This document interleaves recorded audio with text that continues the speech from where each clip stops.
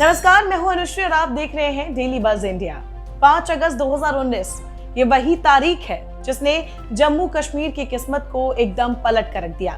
जिस कश्मीर का जिक्र आतंकवाद और अलगाववाद के साथ होता था, आज उसी कश्मीर की चर्चा एक नए कश्मीर या बदलते कश्मीर के नाम से होने लगी है।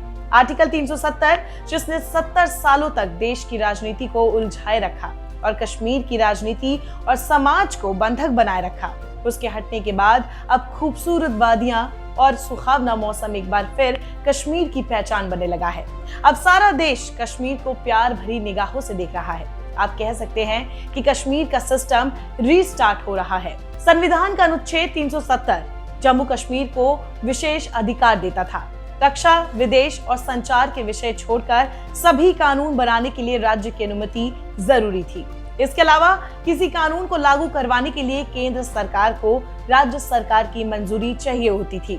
जम्मू कश्मीर के नागरिकों के पास दोहरी नागरिकता होती थी। दूसरे राज्यों के लोग जम्मू कश्मीर में जमीन नहीं खरीद सकते थे। साल 2019 में मोदी सरकार ने एक बेहद महत्वपूर्ण कदम उठाते हुए जम्मू कश्मीर से विवादास्पद अनुच्छेद 370 को समाप्त करने का फैसला किया। सरकार ने संसद में कानून लाकर जम्मू कश्मीर को विशेष अधिकार देने वाले संविधान के अनुच्छेद 370 और 35A को खत्म कर दिया।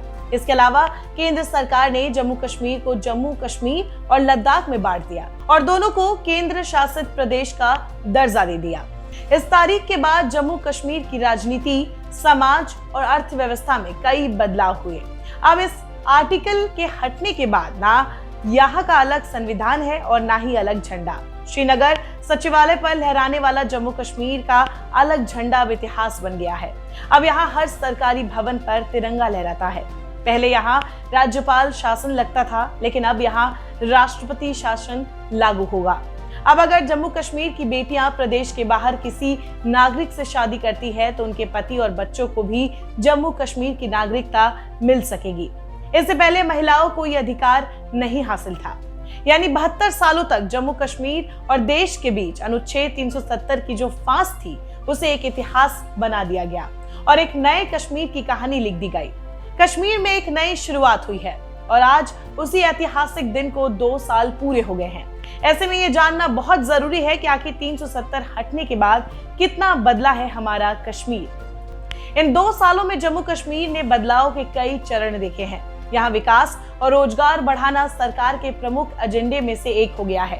परिसीमन आयोग ने भी अपना काम शुरू कर दिया है और इसकी रिपोर्ट के बाद राज्य में चुनाव भी कराए जाएंगे। कुछ मामलों में आंकड़ों की बात करें तो अनुच्छेद 370 हटने के बाद यहाँ पत्थरबाजी और आतंकी घटनाओं में तो कमी आई है, साथ ही अलगाववाद की जमीन भी खिसकी है। एक रिपोर्ट के मुताबिक साल 2018 में कश्मीर में पत्थरबाजी की 1458 घटनाएं हुई थी, जबकि साल यानी 2021 में जनवरी से जुलाई तक सिर्फ 76 घटनाएं हुई है। अब जम्मू कश्मीर प्रशासन ने फैसला किया है कि पत्थरबाजी में शामिल लोगों को ना तो सरकारी नौकरी दी जाएगी और ना ही किसी तरह की सरकारी सुविधाएं। प्रशासन ऐसे दागी लोगों का वीजा वेरिफिकेशन भी नहीं करेगा। इससे ऐसे लोगों के देश से बाहर जाने के रास्ते भी बंद हो जाएंगे। ये आदेश 31 जुलाई को जारी किए गए हैं। पत्थरबाजी के अलावा आतंकवाद जो जम्मू कश्मीर की सबसे बड़ी समस्या है। इस आतंकवाद की वजह से पिछले 30 सालों में जम्मू कश्मीर में हजारों आम लोग मारे गए हैं, लेकिन जब से आर्टिकल 370 हटा है तब से आतंकवाद की घटनाओं में भी कमी आई है। गृह मंत्रालय की एक रिपोर्ट के मुताबिक 2019 के मुकाबले 2020 में आतंकवाद की घटनाओं में 59% की कमी आई है। अगस्त 2017 से जुलाई 2019 तक अलग अलग आतंकी घटनाओं में जम्मू कश्मीर के 129 आम नागरिक मारे गए, 211 सुरक्षा बलों के जवान शहीद हुए और 509 आतंकवादी भी मारे गए थे। वही आर्टिकल 370 हटने के बाद अगस्त 2019 से अगस्त 2021 तक 66 आम नागरिकों की मौत हुई। यानी आतंकी घटनाओं में होने वाली मौतों में करीब 49% की कमी आई है। आर्टिकल 370 हटने के बाद न सिर्फ आंकड़ों में सुधार आया है, बल्कि आम कश्मीरियों ने देश को अपने और करीब पाया है। ये बात तब देखी गई जब आम कश्मीरी लोगों ने पंचायत चुनाव में बढ़ चढ़कर हिस्सा लिया। जम्मू कश्मीर से अनुच्छेद 370 की समाप्ति के बाद अखिल भारतीय सेवाओं यानी IAS, IPS और IFS के जम्मू कश्मीर के कैडर को खत्म कर दिया गया है और इसका विलय अरुणाचल प्रदेश, गोवा, मिजोरम और केंद्र शासित प्रदेश के साथ कर दिया गया। अनुच्छेद 370 हटने का एक बड़ा असर ये भी हुआ कि जम्मू कश्मीर की कई राजनीतिक पार्टियां एक ही मंच पर आ गई। यानी साल 2019 से 2021 तक कश्मीर में काफी कुछ बदल गया है।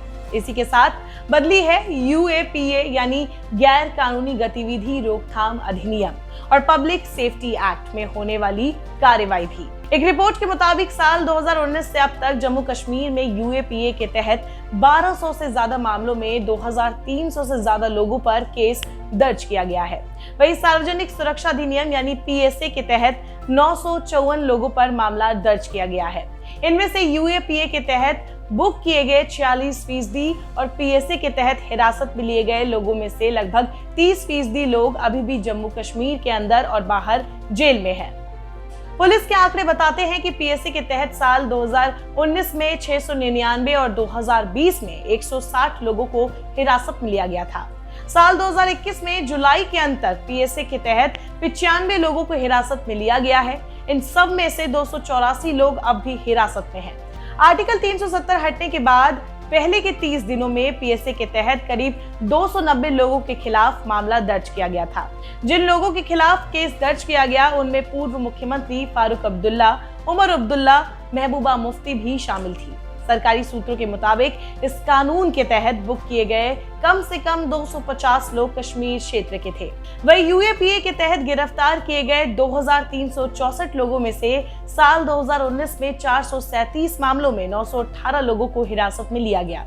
2020 में 557 मामलों में 953 लोगों को हिरासत में लिया गया। वही इस साल जुलाई के आखिर तक 275 मामलों में 493 लोगों की हिरासत में लिया गया, जिनमें से 1100 अभी भी हिरासत में है। साल 2020 में PSA के मामलों में कमी देखी गई, वही UAPA के मामले बढ़े हैं। आधिकारिक सूत्रों के मुताबिक CRPC की धारा 107 के तहत साल 2019 में 5500 से ज्यादा लोगों की हिरासत में लिया गया था। गृह विभाग के सूत्रों के मुताबिक उन सभी को रिहा कर दिया गया। 24 जून को नई दिल्ली में प्रधानमंत्री नरेंद्र मोदी के साथ एक बैठक की गई, जिसमें पार्टी के राजनीतिक नेतृत्व ने इन कड़े कानूनों के तहत गिरफ्तार किए गए कैदियों की रिहाई की मांग की थी। नेशनल कॉन्फ्रेंस के प्रांतीय अध्यक्ष नासिर असलम वानी ने कहा था कि उन्हें इन कैदियों को रिहा करने या राज्य के बाहर जम्मू कश्मीर के भीतर ले जाने पर विचार करना चाहिए, ताकि कम से कम उनके परिवार उनसे मिल सके। सज्जाद लोन के नेतृत्व वाली पीपल्स कॉन्फ्रेंस ने भी कड़े कानूनों के तहत जारी नजरबंदी पर सवाल उठाया है। फिलहाल दुनिया भर की नजर कश्मीर की बदलती उस तस्वीर पर है जिसने कश्मीर को एक नई दिशा दी है। अब जम्मू कश्मीर में IIT और IIM है, 2 सेंट्रल यूनिवर्सिटी और NIFT है, 2 एम्स का निर्माण हो रहा है, 2 कैंसर इंस्टीट्यूट बन रहे हैं, 7 पैरामेडिकल और नर्सिंग कॉलेज बन रहे हैं। टाटा टेक्नोलॉजी के सहयोग से कौशल विकास का काम चल रहा है।